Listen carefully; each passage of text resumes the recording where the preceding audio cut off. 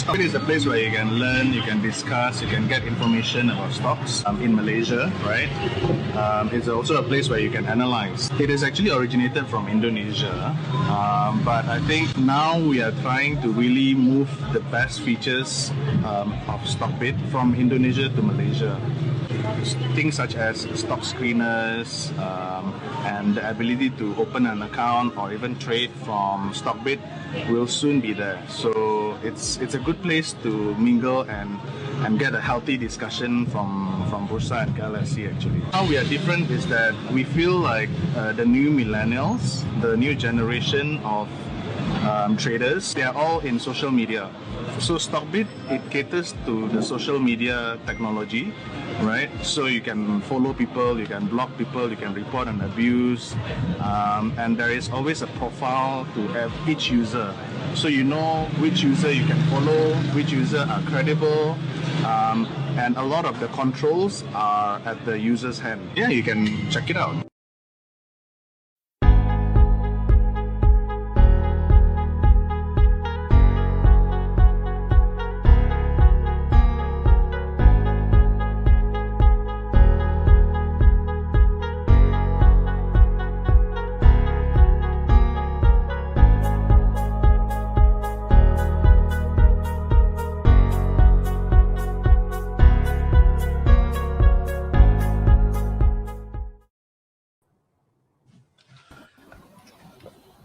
Hi, good evening, everyone. Welcome to our live stream today. I'm Sachi, and we've got Terence. Terence, you just want to say hi?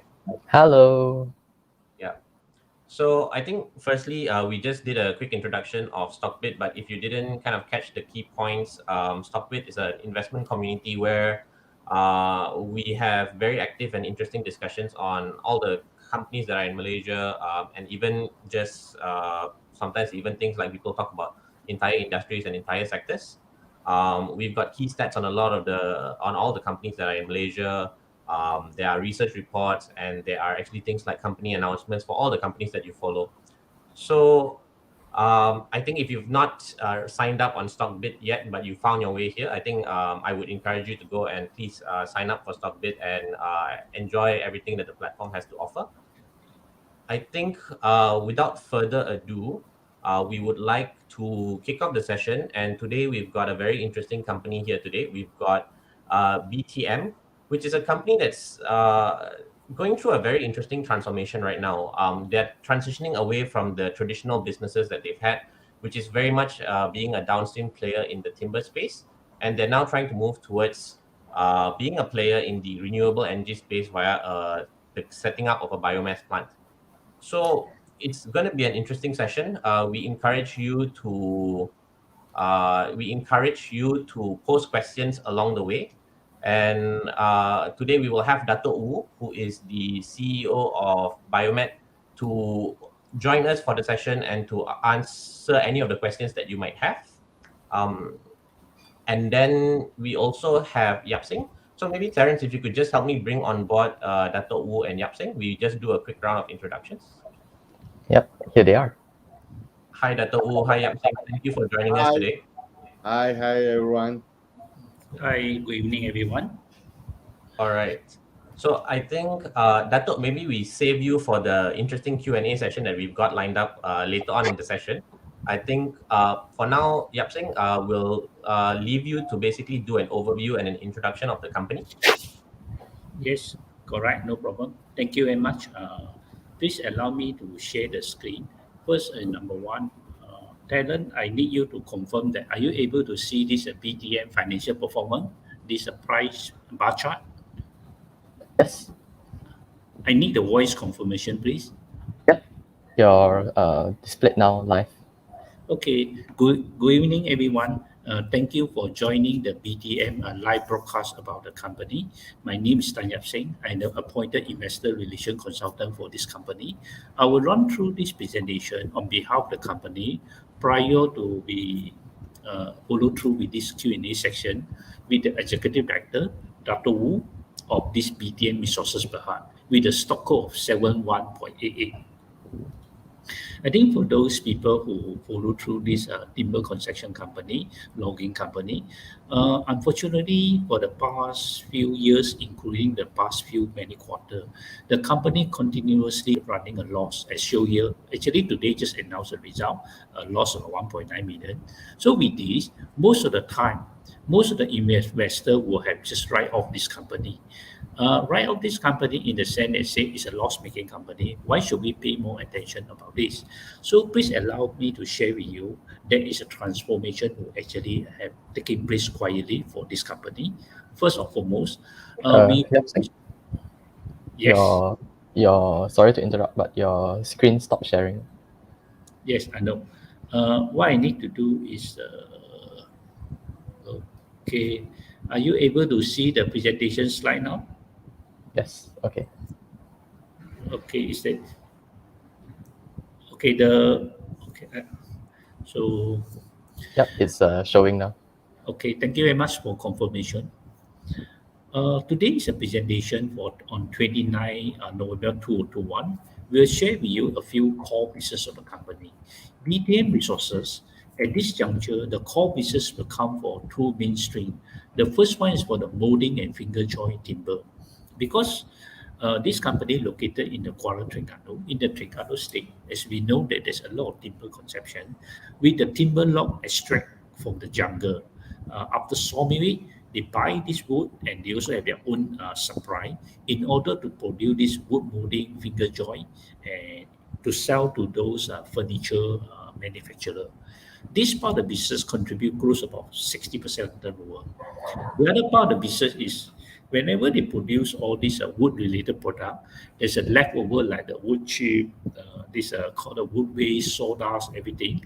They venture and produce biomass renewable energy. This biomass wood pellet. Sorry, this wood pellet is the other part of the business who contribute close to about 40% of the company business. Okay. Please allow me to show this. This is a wood pellet.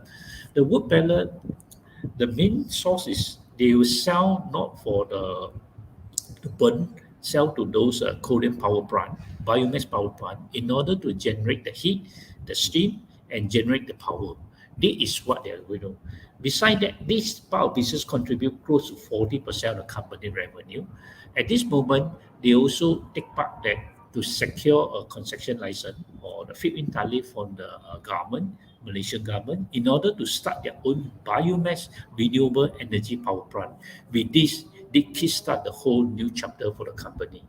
As we know that the bulk of the electricity in Malaysia is still produced by burning the conventional material like fossil source, like example, like you see the coal, the gas, oil. At this moment, the government also have the intention that if possible, by the 2025, 20% of the national grid generalization, if possible, can contribute by renewable energy sources. Example, we can see like they have like biomass, biogas, mini hydropower, solid waste, and solar energy.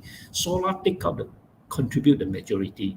Whereas today we have shared with everyone is about the biomass and BTM in this category of biomass. Okay. The company started off by the founder, Datuk Sri Yong, who has about 50 years of experience in the timber related business, range from like logging, sawmilling, and now we are showing you a different type of the wood related production. Today with us, we have another professional engineer, Dr. Wu. Dr. Wu is the person who are instrumental, and he is the person who heading this biomass power plant project in BTM. Later, we have more to share with everyone. Okay, when you want to study about the business of this company, the first part of business on upstream is more on logging, sawmilling, and trading of the saw timber, the log, and the plywood. And when all this wood you extract from the jungle, then they have this kiln-drying operation to produce like timber molding, lamination board. This part of business is more downstream. These two businesses contribute close to about 60% of company turnover. And the third one is with all this leftover, the wood chip, the sawdust, they try and establish their factory to produce and sell for the biomass wood pellet. This part of business is belong to the downstream. Okay. Due to environmental protection, as with more restriction, the company has been slowed down in this logging and the sawmilling, and partly also MCO have been lost for the last 2 years. 2020, 2021, with the reducing of the scale of the manpower and the labor. Therefore, these two parts of the business tend to be slightly inactive for the company. What are the activity more active will be on this part. That will be on the timber molding and lamination. This factory located in Kuala Terengganu is able to producing about 16,200 tons of the kiln-drying timber, about 700 to 7,200 tons of the mold timber, as well as 3,000 tons of finger joint and framing timber. All these products, to cut it short, is mainly sell to those furniture-related manufacturing company. That's where you can see your table, your chair. Some of it is produced by the lamination wood. Some of it is produced by the finger joint. Some of it produced by the block box. Now, all this is export not only locally but also in overseas. So the second part I want to share with everyone will be this biomass wood pellet. Okay, the wood pellet actually is a compressed biomass. It means that it can use as a wood fuel in order to burn. And where the source is for all the wood waste. Whenever the activity of like sawmilling and you manufacture the wood product and the tree top of the branches, like all this bandaraya or this thing, the company collected all these things. You start compress it and try to produce this wood pellet. Wood pellets will have very low moisture content, it means less water content. It allows to burn with very high combustion efficiency. In short, that you use little amount of this, you're able to burn a high, they call calorific value, in order to generate more heat in order to use in a biomass power plant. Okay. This is the source of the material the company to have, the input material, the wood waste. The wood waste is like those people throw away those furniture from the tree, from the swamp timber, and from all this. Okay. With all this wood waste, the first thing is big, very big, very bulky. You need to chop, use the chipper to chop and chip it to become smaller. And when you expose under the open air, they bound to be a heavy rain. And Malaysia is this tropical country, used to be a lot of rain. And with this, you need to dry it. After you hammer it to become a small pieces, before you send in the pellet mill in order to produce the pellet. Okay, let me show you. Okay, first, number one, example like the wood, we got to cut it to smaller. This is called a wood chip, or probably we also buy the sawdust from surrounding the sawmilling company. That's one. After that, you put in the rotary dryer. You need to dry it, extract the moisture, and send to the hammer machine. The hammer machine will hammer it to become a small pieces. At the end of the day, it becomes a sawdust. It's just like your baking powder or your milk powder become very loose. With this loose form, the conveying belt will carry and transport the sawdust to the pellet mill. With the pellet mill, it will be, this is a pellet mill. The pellet mill will compress and make it hard. This is come out the wood pellet. This is the end product. With this end product, the company put in the jumbo bag in order for the buyer, especially those biomass power plant operator, they would like to buy this in order to burn. At this moment, the bulk of this product is export mainly to the Korea. Korea is the largest buyer for the product. With additional capacity, the company should be able to sell to, example, like China, Japan, and Europe. Because in those Euro countries, they are very concerned about the carbon credit. They are very concerned about the environment. Not all the power plants should be using the traditional like coal, gas, crude oil to burn. If possible, they try to have maximum of the renewable energy to contribute to their generation, this power generation grid, in order to generate the energy by using the green source and recycled source. Okay, so BTM in this business is not really new. It already started this business about since 2017 until today, almost close to about 4 to 5 years. This factory is located in the Kuala Terengganu on a piece of 10 acres of land, about 80 kilometers from Kuala Terengganu. What this company have in that, what we're showing to you just now, in total, the company have about 6 production line. Each production line able to produce close to about 1,500 metric ton per month. If we multiply by 6, it means that per month, if we run on the full capacity, the company able to produce close to about 9,000 metric ton per month. In a year, multiplied by 12, the total capacity is about 108,000 metric ton per year, able to produce this biomass wood pellet. At this moment, due to shock of the working capital, the company is running close to about 20 to 20 plus of utilization rate of capacity. It's not fully maximize the usage yet, but the order able to receive from different buyer, especially from the Korean buyer, is much higher than the 20%. It's more than 40%. Okay, now we come to the important part. Since the company already produced all this wood pellet, in order to export to the overseas, the company also thinking that whether any chance able to secure this we call power generation concession for the government. When come to around the 1st of July, the company successfully to receive a feed-in tariff. This feed-in tariff is for the 21 years in order to start the biomass power plant. With this, the company able to sell the electricity to the Tenaga Nasional to this feed-in tariff for the next 21 years. And the rate, the tariff the company able to secure is close to about 34.86 cents per kilowatt. Okay, and with this, the company going to start this renewable energy biomass power plant. The capacity is about 10 megawatt per hour of electricity. So, okay, let's we go through a few other things.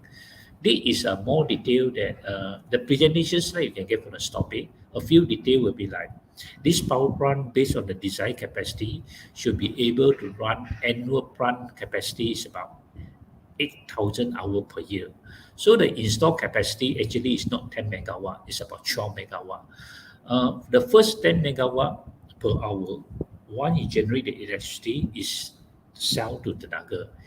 In the event of, if the company, this power plant can run more efficiently, able to generate another additional 2 megawatt, this also either for the own consumption, or at the same time, Tenaga also undertake that if you can produce more, I would like to buy additional electricity from you. Therefore, all in will be 12 megawatt. Okay, this structure will be about 20% equity financing to build the power plant, 80% for the bank financing. We'll go through more details subsequently. Okay, I will not go through this part of the engineering drawing. In the event of the small question asked during the Q&A, then probably we'll invite the ED of the company, Dr. Wu, to share with everyone the design of this biomass power plant will be carbon cycle neutral. You talk about how to contribute to the ESG agenda, how to contribute to the global warming, to reduce it, and to cut down the carbon dioxide emission to the world. So all these things leave it as an engineering aspect for the Q&A. Okay. What the company try to do is, should the company able to complete the power plant and start generate electricity by January of 2023, this biomass renewable energy will use about 350 tons of biomass waste per day.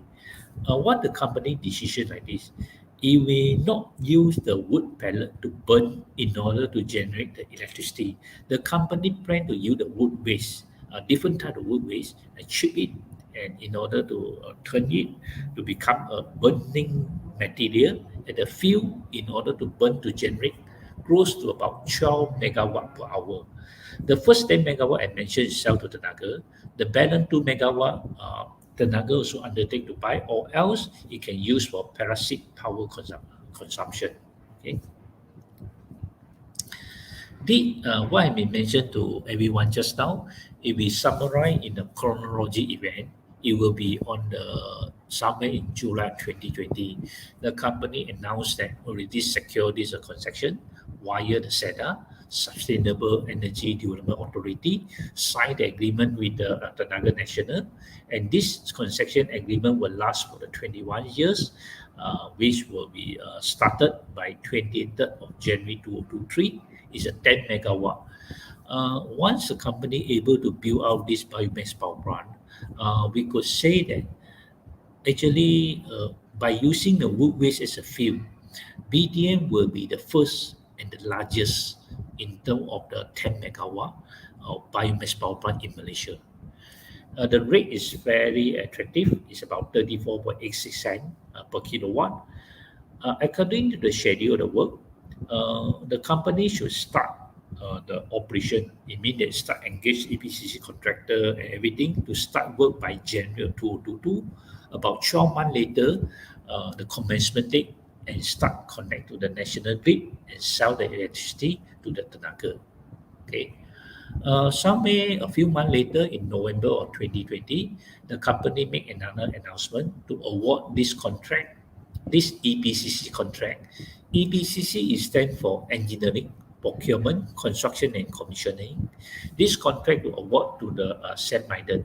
St. Maiden is another public listed company who are very famous in helping a lot of this solar farm to produce and set out the solar farm for produce renewable solar energy and sell to the Tenaga. This contract award to the total contract sum is about ringgit 115 million. Okay. A few months later, in April of 2021, the company made an announcement to the stock exchange, able to secure the bank financing from NBSB Bank. So the term with the NBSB Bank here is like this. The first 20% will be equity. The BTM need to go through either internally generated fund or they need to raise additional equity in order to inject into this power plant. The balance of 80% out of 115.6 million, the company able to borrow and from NBSB Bank, which equal to about 92.48 million. On top of that, due to purchase of the equipment, it's not all the equipment is available in Malaysia, especially regarding this power plant, and there will be some purchase need to incur like foreign currency like US dollar. The NBSB Bank also willing to lend to the company additional 6.688 million to do the hedging against the foreign currency fluctuation, should it be in US dollar and any other foreign currency. So when we add in 92.48 plus 6.68, all in, the company were able to borrow about 99.168 million from the NBSB Bank in order to kickstart this project. Beside the company, what should I say, that build its own power plant, the company also explore any opportunity in New Zealand. In about October 2021, just a month plus ago, the company set out this company called BTM Biomass New Zealand Limited in order to sell the biomass wood pellet and the moulding timber and the finger joint to New Zealand. Probably later you can raise more question that what other opportunity in terms of biomass power plant in New Zealand, then the Dr. Du will be able to answer you accordingly. Okay. Now we have been covered most part of the story. Let me understand a bit of the shareholding structure of the company. As we have mentioned just now, the company was founded by the Dato Sri Yong and his related party, his daughter, the wife, and related party. All this founding family own close to about 27% of this company. The balance of 73% is owned by the retailer like you and me as 11 May 2021. When come to around June of this year, 2021, the company did a private placement of 10% new share.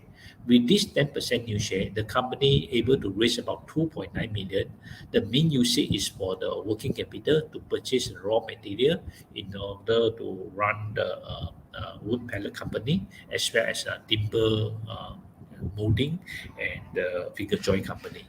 This share, about 15.5 million new share, was issued at about 18.2 cent. This is the placement. With this, the number of shares used to be 100%, now increased to become 110%. It means that originally the number of shares 155 million. With the addition of 10%, the total number of shares in circulation after completion of 10% new share exercise is 171 million.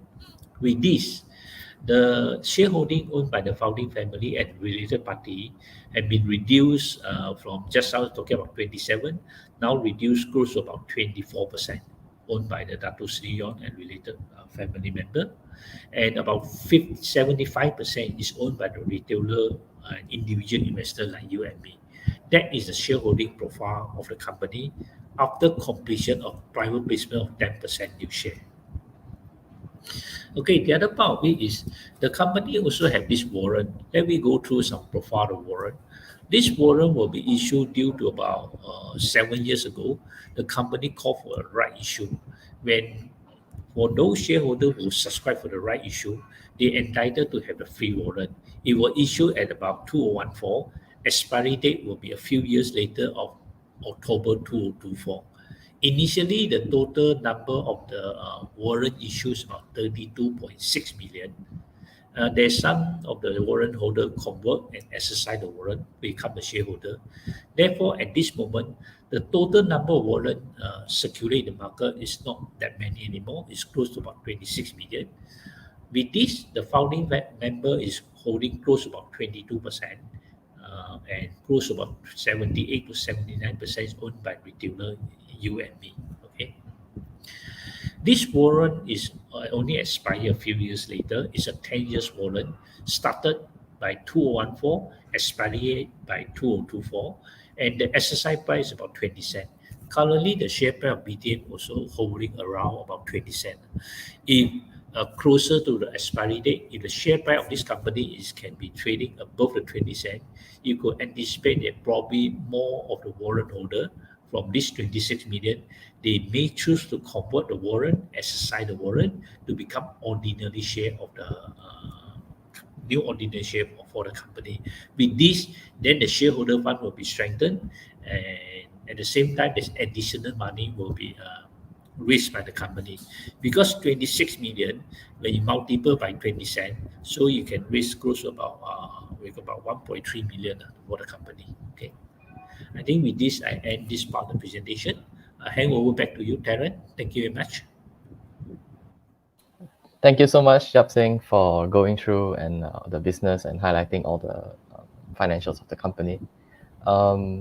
Yes, before we move on, I'd like to highlight that the presentation slides will be posted on StockBit. So later on, if you want to go back and refer through the notes, you can always download the slides on StockBit, and you can always rewatch this video, which will be kept on YouTube and Facebook. So, Sachi, over to you. You may wish to bring back Dato Wu for Q&A. Yes. Sachi, please unmute yourself. Oops, sorry, I didn't realize I was muted. I was just saying, thank you, Yap Singh, thanks, Terence. So yeah, welcome, Dato. Thank you for joining us tonight. We are just going to kick off the Q&A session so that people can understand a bit more about BTM and the transformation that the company is going through under your leadership. But I think before we talk about BTM, maybe Dato, just for everyone's benefit, maybe you could share a little bit with us about your background. And, I saw that prior to this, you were with Berjaya and then Masing Group. Tell us a little bit about yourself and how did you find yourself in this journey? Yes, good evening, everyone. Terence, Sachi, and Mr. Tan. Yeah, my name is Wu, TC Wu. My background is I'm an engineer, a professional engineer, graduated from a local university in University Malaya, and I obtained my postgraduate degree in Masters of Business Administration in University Malaya as well. I've been doing mostly into property development. Well, like what I once say, I was the main call guy that have in the initial stage of placing in massing properties as well as Mainland, those days known as Far East Consortium, and I've been in property development line until back in 2019. In 2019 is whereby I have actually got to know Dr. Sri Young. We were exploring into a greenfield market and potential market in ESG compliance. And based on the little strength of Dr. Sri Yong and ourselves, we have decided to venture into something that into biomass renewable energy. Right. All the while, I'm in a technical background, and I've been doing a little bit of business on myself. And this time around, I got involved with a little bit more into as a shareholder as well, indirect, with BTM Resources Bhd. Thank you so Right. much, Dato'. Yes, thank you for explaining your background. Yes, so let's proceed on to some Q&A. Firstly, I'm sure everybody is very excited to learn about the turnaround of the company, as well as their venture into the biomass renewable energy. But firstly, I think we need to address why and what were the reasons, that BTM actually has been in a loss-making company, right, for the past few years. And when do you think we can actually see, BTM turning back into the black, Dato'? Actually, it's a very good question. And in a humorous way, it's because I was not there. Well, okay, let's put it in a very straightforward. Yes, BTM has been, quote and unquote, okay, been in the deficit for many years. All right. And it's not easy business to do logging, okay, and the downstream timber. And as everybody knows, I think timber industry is a cash business industry. We have invested a lot of money into the so-called machineries. You can't take borrowing, and as business go, we are strapped up with some cash flow because most of the cash have gone down to the machineries. Yes, we were suffering a little bit, but we are actually turning it around.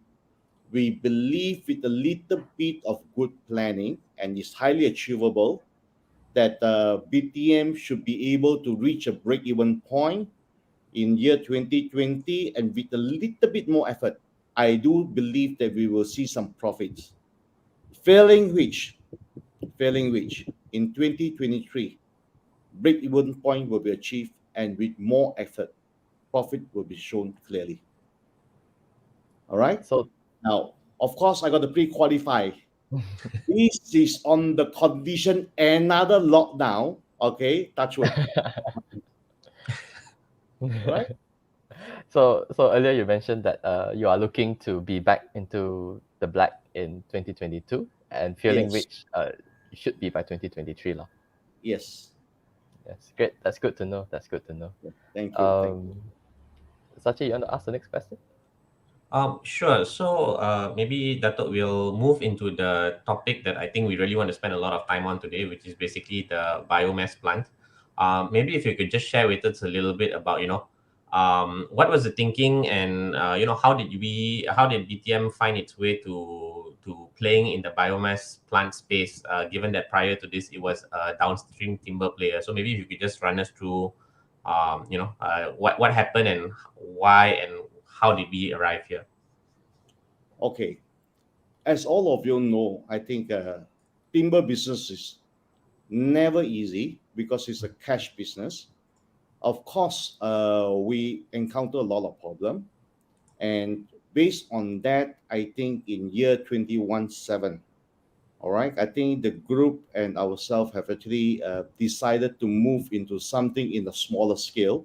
We need to learn how to walk before we run. We move into a little subset into green energy. We produce wood pellets. All right. Now, all the time in timber business, whether it's going to be kiln-drying operations, it's going to be moulding, it's going to be timber joint, all this business is sawmilling. All right. You have got wood waste. Now, we pay money to people to remove wood waste those days, because you have to be environmental friendly. You got to be disposed in a proper manner and not left behind to decompose and create carbon dioxide. All right. Now, we took the wood waste and we turned them into biomass pellet. Biomass pellet is a form whereby wood waste is turned into sawdust. From sawdust, it's being compressed through a process in manufacturing, extruded out, and formed into little pellets with high density, high calorific value, and with standardized properties, which is used to produce energy for the purpose of power with the lowest emission of CO2 into the market. Now, that's how we move into wood pellets, which is a biomass energy. Now, with these pellets, who are our market player? Who is the market who is purchasing it? We have been sourcing around the people who wants to buy, and all of a sudden, this company from Korea that owns a lot of power plant, 10,000 megawatt called Koan, they are saying that they're interested to buy the pellets. What is it for, and all these things. We didn't bother about it. All right. They start buying in bulk. They say initially 1,000 ton per month, but whenever we produce more, they just grab it. They just grab it based on market rate. They just take it. Right. So we're just wondering why are they buying so much of pellets? Is it? Then we soon to realize they're actually buying the pellets, trying because of the government incentive in Korea, okay, to give in a very high feed-in tariff rate for them to replace coal from fossil fuel, whether it's going to be in partial or in full, by using wood pellets, okay, into the traditional power plant. Now, the modification of this pellet as a partial or full replacement actually results in a very high CO2 reduction and at the lower cost monetary cost per avoided metric ton. All right. In short, when you want to convert energy, okay, from coal traditionally using fossil, now you use pellet. Now to build a new plant to reduce the CO2 is very, very high in relation for you to slowly downgrade it, replace it, the coal with some wood pellets, and the CO2 emission is being reduced, and the cost to do that is still lower than putting in the new power plant. Okay. Now, based on that, we have actually found that maybe there's a new market for it, is it? So we find it funny, and it says, everybody talk about ESG compliance. Developed countries, people like Japan, Korea, Europe, US, Australia, New Zealand, they all start talking about ESG compliance, and the importance of ESG compliance. Mm-hmm. Now, from there on, we say, look, if all the developed countries are moving to this direction, all right, I don't think it's going to go wrong. I think we should look forward towards this direction as well. All right. And that's where I think we are saying that maybe if the Koreans are spending so much money, okay, in buying to pellets and moving towards the direction of this biomass plant, why don't we actually seriously look into the possibility of moving into biomass renewable energy power plant? And that's where we started looking into the opportunity and how to do it in Malaysia. We are having pellets made from Malaysian wood waste, and yet we export out to reduce people's CO2. I think it's not right. That's not right, is it?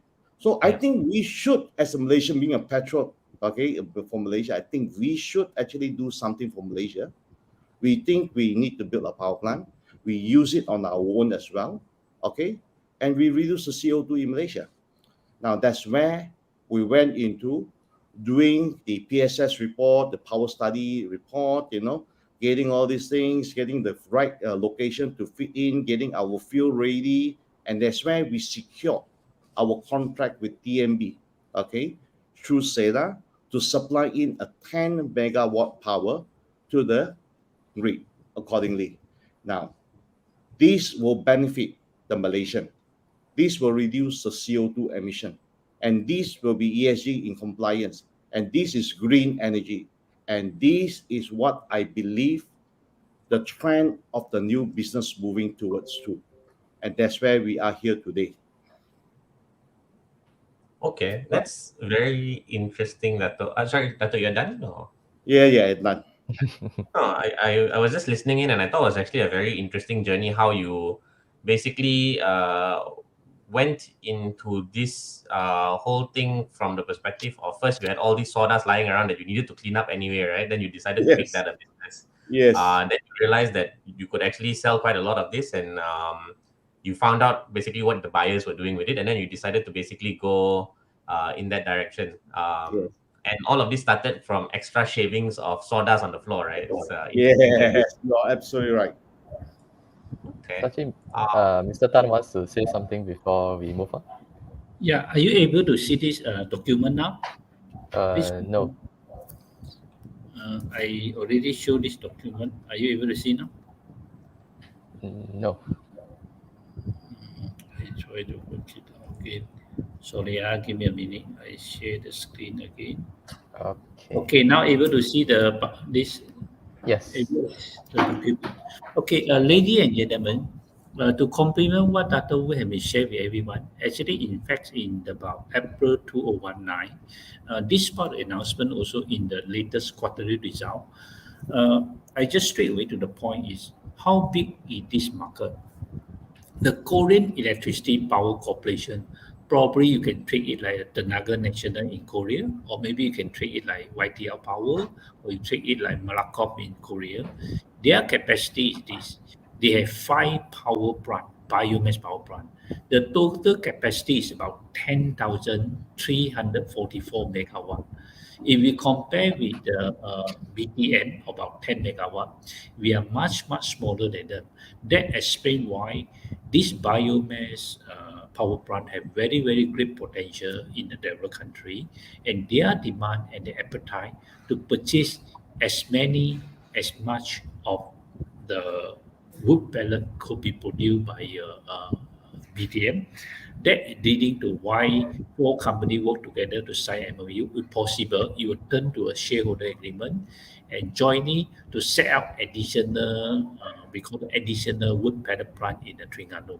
This show that from the developed country experience, how it can be. We as a developing country learn from them and move toward that direction and contribute to the this called reduce the CO2 in the world. That's all. Thank you. Okay. Thank you, Yap Seng. Okay. Yeah, so I think thanks for sharing that and Yap Seng. I think the next thing that occurs to me is basically it's a very interesting opportunity to go into the biomass power plant space. But maybe this is your first time entering this type of space, and maybe if you could just share with us, what do you think are the risks, and it's yeah, just maybe talk to us a little bit about the potential risks going into this space the way you see it. Okay. I think it's a good question. All right. Yes, we are new in the biomass renewable energy power plant. No, we are not new to this business. It is an extension of our existing core business. We are timber based. We have the fuel. And this experience is not the whole power plant technology is talking about only technology, which there are parameters that we can actually control. Okay. But we are not the first time in relation as an overall, maybe not on power plant, but as far as the concern the business that is an extension of our core business. All right. Now, the main risk, there are actually various risks involved in the biomass plant, but the major risk part of it is actually the fuel. All right. Other than that, we are talking about maybe technology change because the concession is over 21 years, and then the durability of the plant. Well, I must admit, the technology has been used for many years. It's more than 100 years. Okay, the technology is a very simple process. It's from the fuel handling all the way down to the boiler. That's how they actually burn it, generate steam, turns on to the turbine.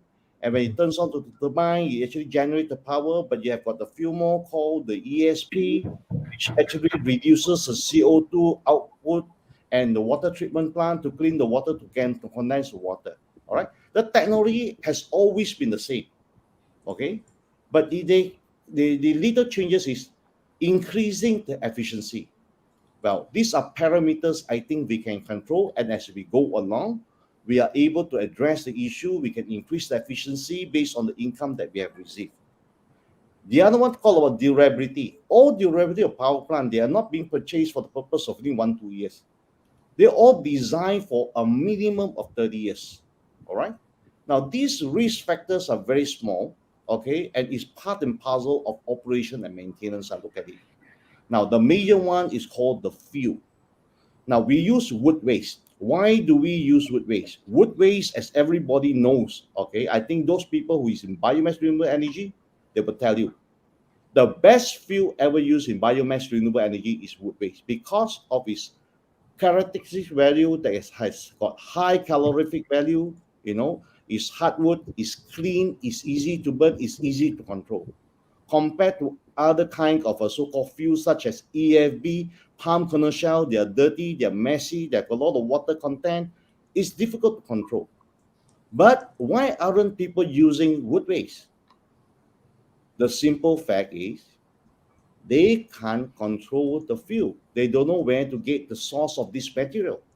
Whereas for us, Dato Sri Yong has been in this business for more than 15 years. All right? More than 50 years. He's already 76 years old. Okay? And he has been in this business since at the age of 16. All right? We know the logistic issue. We know what are the timber to use, what are the wood waste, where to get the wood waste, and how to deliver it, and what is the moisture content. All right? Now, the risk is onto the fuel. We understand the fuel. All right? Now, it comes back to the next question is, to get the fuel, it costs money. All right? We have wood waste. Do we have enough wood waste? That's the question. Do we have enough wood waste? Do we have enough fuel to burn for 10 megawatt? Well, there are many ways actually can be mitigated. We actually thought about it. All right? Things like, for example, there are many suppliers in town who are actually having wood waste. Now, if I'm consuming and I've not consumed yet, I can start locking in the price now. Okay? Number two, the landscape maintenance people from the local authorities in Terengganu, they have contract every year for people to cut down trees, to trim their trees, all this wood waste. Okay? Instead of actually dumping to landfill, passing on to us. Number three, there are about 70 odd sawmillers in town in the Kuala Terengganu. Where do they dump the wood waste? Okay? It can be arranged with us on a contract basis. Right? But of course, the so-called many so-called concession owners, land owners, okay, these days in Terengganu, some of them has been logging in Terengganu, land logging concession, okay, owners. Now, these owners, as you all know, under the bylaw in Malaysia, when you log of a size that is given by the government, after that logging exercise, you cannot log for at least a period of 25 years after that, before you can log for the second round called the secondary jungle to log down. Now, these 20 years to 25 years, there is no income. We can always talk about the possibility of field crop, recycling field crop planting. All right? Things like acacia mangium, that grows very fast, in 4 years, 4 inch, and it goes on the basis of crop exercise of 1,000 acres over a period of 4 years. Every cycle, you cycle it accordingly, which actually helps onto the ecology and control erosion and environment as well. All right. Now, in short, what I'm trying to say in short, yes, we are in control of the field. We know what we're doing. We have thought of many methods in mitigating this particular risk.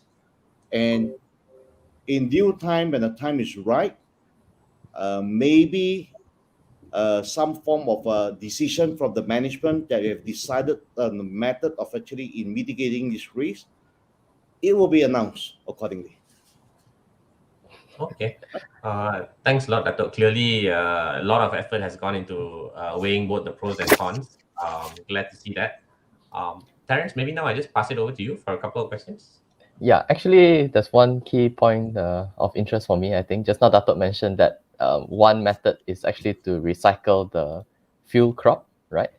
So does BTM adopt this? Like, do you plant trees to Okay. recycle?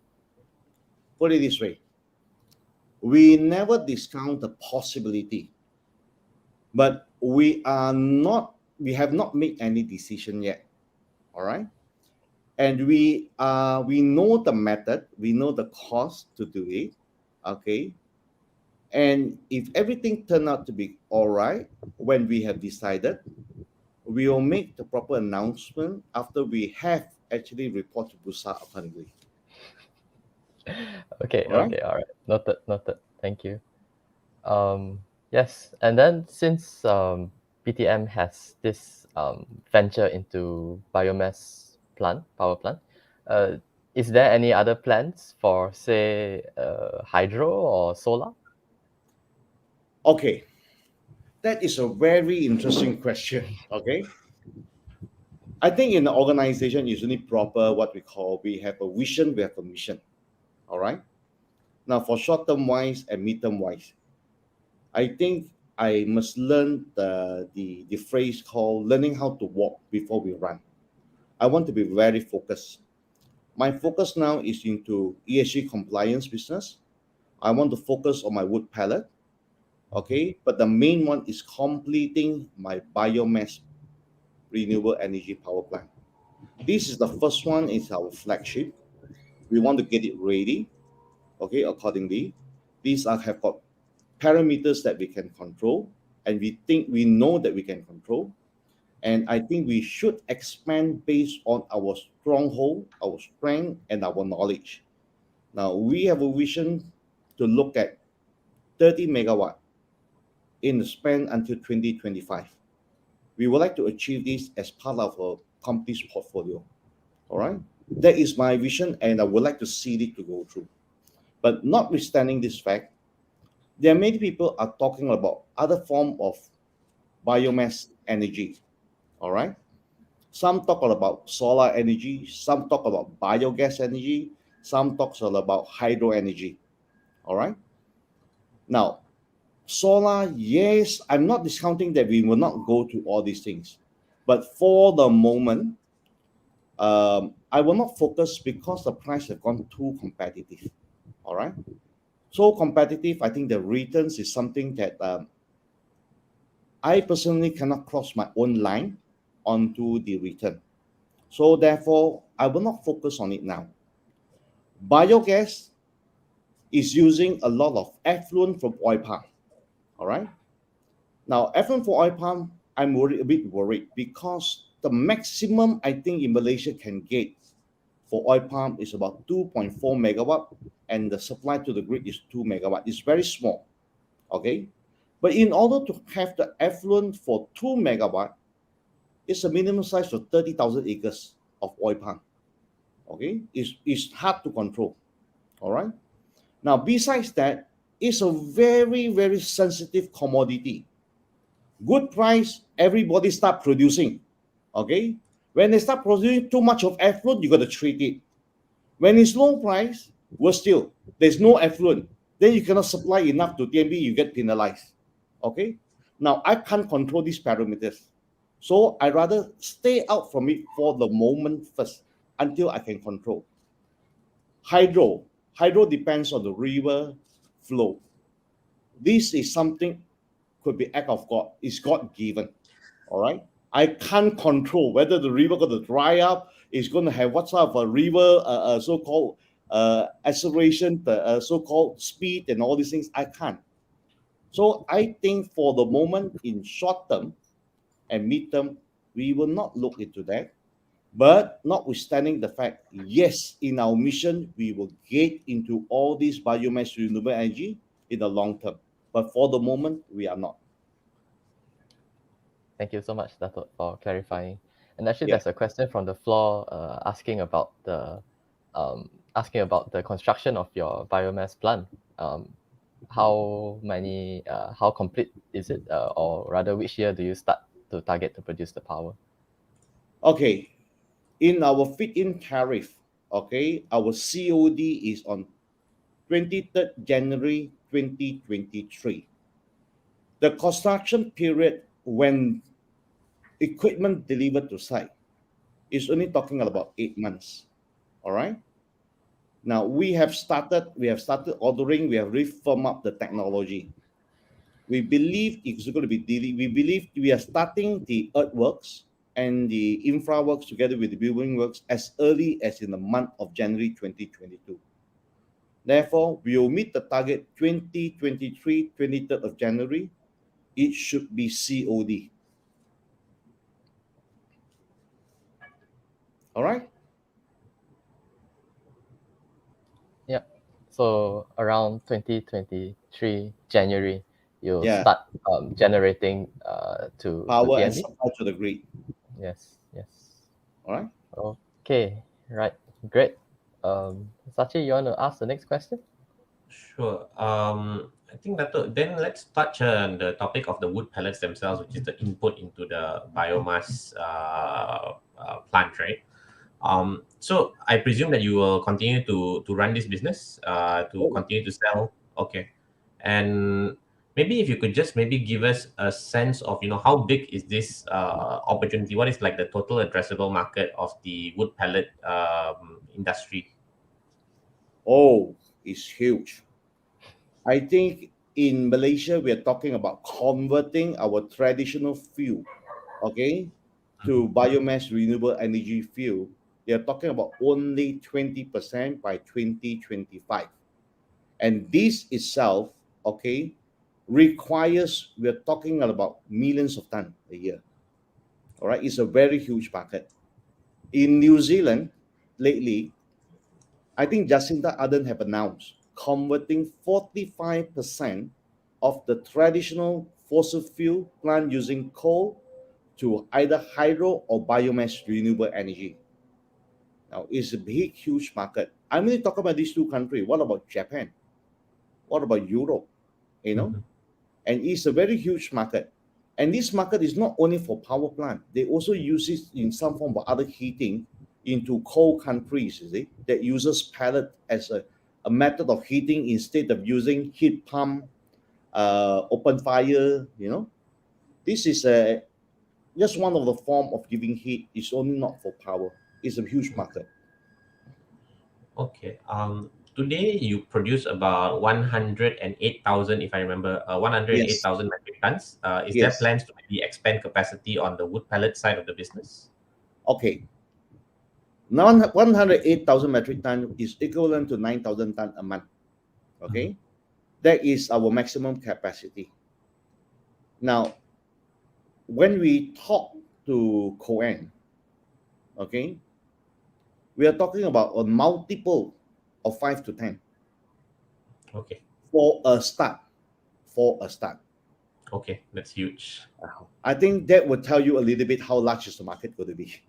Yeah. Okay, cool. I think gives me a very clear picture of the opportunity there.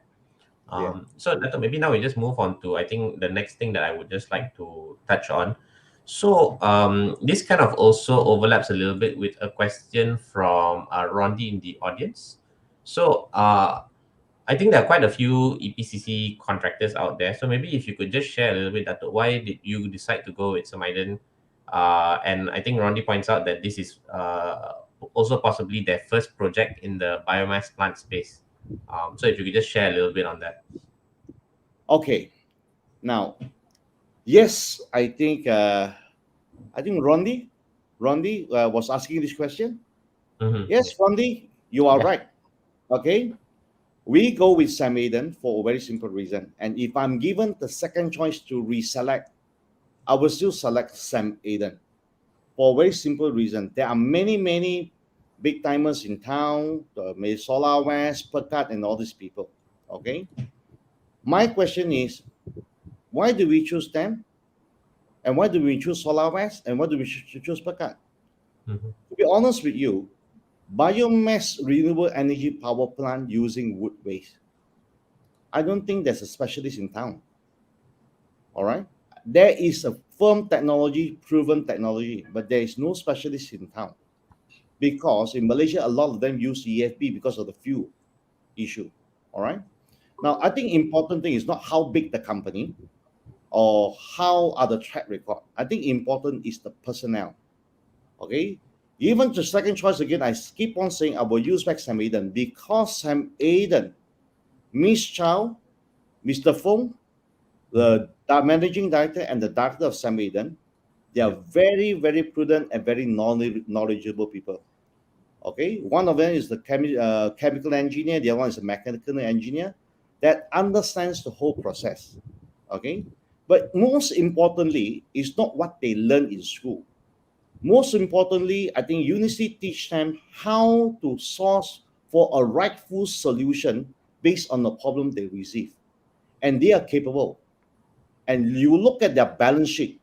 You look at the balance sheet of Sam Aiden. Is very healthy. He knows how to strike the balance based on the capex given, a budget by us, maximizing the return at a most comfortable technology to provide the maximum output of the plant. Okay, and therefore I must give credit to Sam Aiden. I am telling you, Ms. Chow and Mr. Fong, they are one of the best husband and wife team in Sam Aiden, and I would choose them again for my second power plant if given the choice again. Okay. Right? Yeah, good publicity for Sam Aiden. Very good. Need to, I'm speaking from my heart. I'm not giving you any publicity, don't get me wrong. need to shout out to them later. Yeah. So, is there any other competitor in this venture of, say, the biomass power plant in Malaysia? Are you aware of any? Okay. In this biomass renewable energy, okay, there are many players in town. All right, but most of them are in EFB and other field, but not into wood waste. Okay, like I say, wood waste, the fuel doesn't come cheap, and not many people know how to handle it. And as you know, there are only three main states that produces the most forestry for logging and for trees, namely Pahang, Terengganu, and Kelantan. All right. So I would say that we are a stronghold in Terengganu, and we believe we'll do well in Terengganu. Now, there are many. I think this is the list of the players in town. You look at it, mostly are doing EFB. Kindly take note. Okay, this EFB is being done in here. Okay, some of them are going in for oil palm waste and all these things. Okay, now the biggest probably is about 12.5 megawatt. But you must always understand the efficiency of oil palm. They're only talking about 7,650 hours a year. That means if I'm doing 8,000 hours a year, the amount of power that I am able to produce is actually more than them. So my revenue is more than them accordingly. Okay? Now, I'm not saying they're no good. Please don't get me wrong. They are proven, okay? They are able to do it. But there are few, it means you need a very big factory. You need a lot of fuel in order to generate the similar 1 megawatt. But they have another problem is they need to treat whatever effluent that comes out accordingly. Whereas ours is clean, we don't need to treat the effluent, accordingly. Okay? So it's a little bit concept. Yes, there are many in town. Okay, no, for wood waste, I think for the moment, I think we are probably the biggest in town now for wood waste. There's a Alright. question from Lukman actually talking about the fuel, right? Yep. What's the price structure for timber? Is it volatile? And if you're able to share, like, what is the current price for wood that you're buying? Okay. Thank you, Lukman. Yes, the price structure of timber depending on the species. All right. Is it volatile? It's going up all the time now. Okay. What is the current price? Is again depending on the species. All right. The good thing about my power plant, the wood waste, we take any tropical wood. All right. Any tropical wood, which is a waste. Okay. That is not something that I say, I'm using Kapo, I'm using Nyato, I'm using Moranti, I'm using Chengai. Each species, there are 100 species down here. Every single species it depends on the hardness of the timber and its rareness in the timber. The price can range from few $100s per ton to as high as $6,000-7,000 per ton, like Shanghai, So the price structure has always based on supply and demand. Yes, currently is very volatile because the demand for overseas market is very high, especially after the pandemic, and it's something that, like or don't like it, I still think we are in control because we are not using timber. We are churning all the waste resulting from the timber for our power. I hope my answer does answer your question, Tunku. Yeah, I'm sure he'll be satisfied with this answer. You did answer quite in depth about this. Yes. So, Yap Singh, anything you would like to say? Yeah. Thank you very much, Darren, to pulling me. I'm sharing the slide now. Are you able to see the screen for the FFB now? No. Okay, thank you very much. I would like to share with everyone this part of the information to let everybody understand what okay, is work now. Yeah, okay, can see. Okay, are you able to see the FFB already, right? Yep. Okay. Sorry for slightly technology. Just now, Dr. Wu shared with everyone about this FFB. For those people who are not familiar with the palm oil industry, in the palm oil industry, when you have this fresh fruit branch, you extract all this in order to produce the crude palm oil. Crude palm oil used to be about 2,000 plus per metric ton. Now it's more than about 4,000. At one time, it will hit more than close to 5,000. This is a valuable fruit. This is what the all the palm oil plantation company need to extract.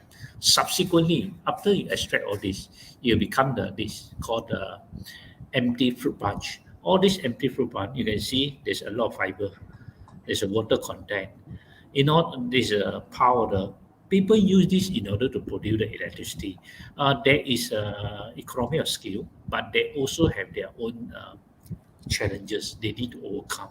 Say, in the moistures, in the fiber, in the fern, and so on. Say this part. And the other part of the thing is people using the rye husk.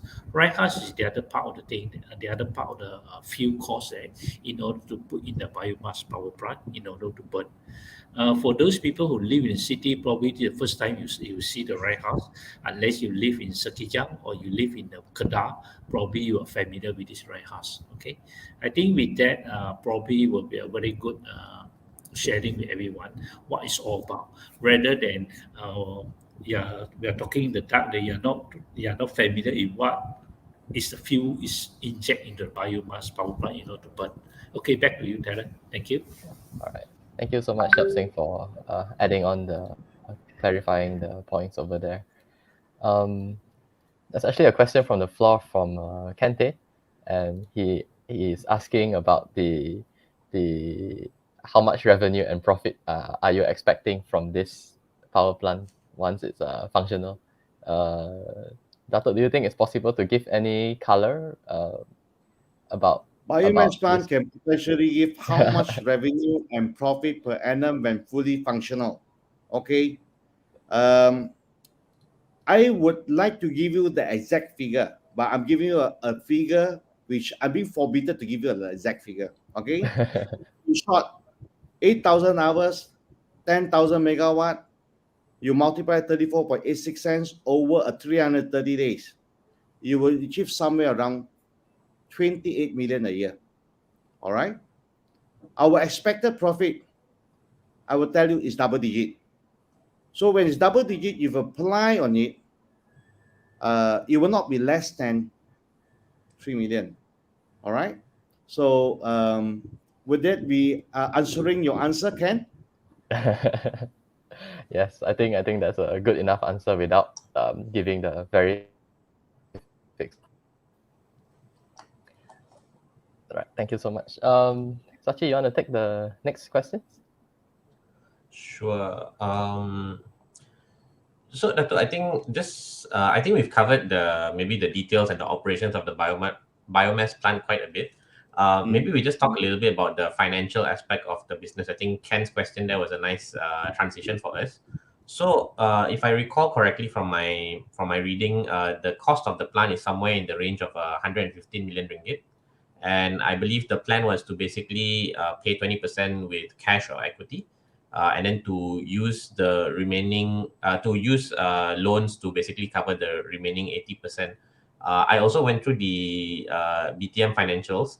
So my question is basically how do you plan to cover the 20% that you need to pay, which works out to somewhere in the range of 23 million ringgit, I believe. Yes. Thank you, Sachi. You have read the financial, all right? I'm very glad that you read it, and I'm very glad they posed me such a question. Okay, let's be very direct. You saw the financial. Mhm. Yes, yet we still secured 92.48 billion plus forex hedging of 6 million, total 99.168 million. It only tells you one thing. We borrow based on business model. The business model works very, very well. Okay, Mhm. like or don't like it, they believe the off-taker TMB is very strong. Maybe they rate it as a triple A off-taker.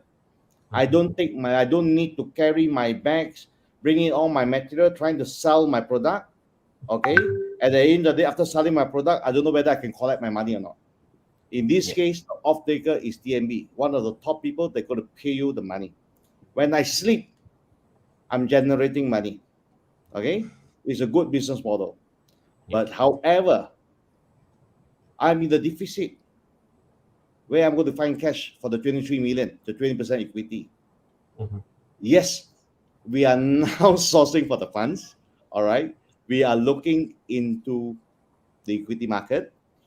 All right. We will find somewhere, but like I say, it will be announced soon. All right. Once the thing has matured, we will announce accordingly. We are fully aware of the 23 million, and we have a method to address it already, and it will be announced soon. Okay, thanks, Dato. Then I think then my follow-on question will be, so from the perspective of equity holders, shareholders in the business, I presume that you will need to do rounds of private placements. So I think then the question would be around concerns around dilution. I think Dato, you also know where I'm going with this. Concerns around dilution for the shareholders, right? And maybe if you could just touch a little bit on, what is the outlook for maybe on an earnings per share basis for shareholders once we go through these rounds of fundraising. Um, I don't believe I did tell you about fundraising by virtue of issuing any shares. What did I never tell you, isn't it? No. So the question is whether going to affect the earning per share or not, and all these things I do not know because we have not finalized anything. But we are Okay. actually basically looking into some form of equity. We will source of fundraising from outside, Mhm. and for the moment, like I say, until the thing is matured, we will actually let you know accordingly. But as far as a private placement, yes, we did a couple around private placement. It's all pertaining to working cap. We needed some funds to move forward accordingly. Yes, it will dilute the shares a little. Yes, at the same time, these investors that come in, they are fully aware about the potential of the company. They know if they come in now, it's actually at a very low price. And they know that at the end of the day, when everything materializes through, okay, it is going to be a value buy. Yeah. They're fully aware of it. And why are we still working so hard of it, despite the fact we're holding so little shares into the company and all these things? I think there's an obligation for the majority shareholder, okay, to ensure all the shareholders are making profit and will be able to grow together with the company. Is it? Mhm. All right. Does that answer your question? Yes, it does. I think we've Okay. got Yap Sing on screen. Yap Sing, you want to maybe add on to that? Yeah, correct. Uh, I would like to comment on this. What we learn from the day from the school in the finance world, whether you learn from accounting or whether you learn from finance degree in any university or college. What the lecturer taught us is that earning per share and earning per share dilution, if and only if the company able to generate the profit. a 10 apple shared by 10% is exactly 1% 1 apple. But if 10 apple by issuing 10% new share by 11%, probably each of us may not get 1 apple. We got 0.9 some 99, 0.91 apple. We feel that the apple got a bite, exactly like the apple handful we are using with a bite there.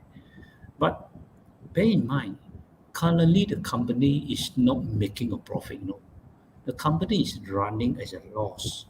So when the company is running a loss, you ask yourself a question: if the losses shared by 10% better, or the losses shared by 11% better, or the losses shared by 12% better?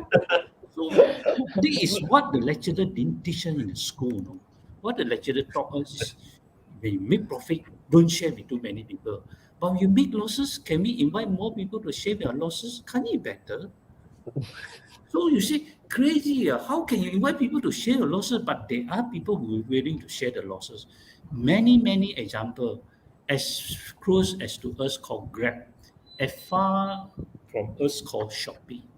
Shopee making money, losses for many years until today, it's still not even break even. Why? Because of potential. People see it's an infancy state.